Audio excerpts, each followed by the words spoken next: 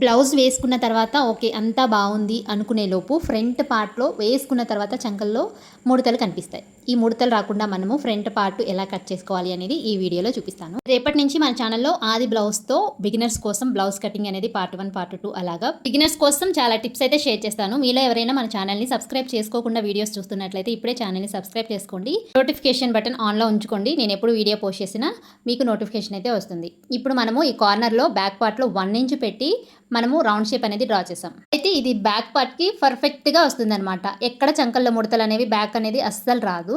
అయితే ఫ్రంట్కి వచ్చేసరికి మనం ఇక్కడ 1 ఇంచ్ పెట్టిన దగ్గర 1/2 ఇంచు మార్కింగ్ చేసుకోవాలి. ఇక్కడ 1 ఇంచ్ పెట్టాం కదా, ఫ్రంట్ పార్ట్కి వచ్చేసరికి 1/2 ఇంచు మార్కింగ్ చేసుకొని వీడియోలో చూపిస్తున్న విధంగా ఇలా కొంచెంగా రౌండ్ షేప్ అనేది తీసుకుంటూ వెళ్ళాలి. ఇలా ఇక్కడికి వచ్చేసరికి ఈ లైన్లో కలిసిపోవాలి.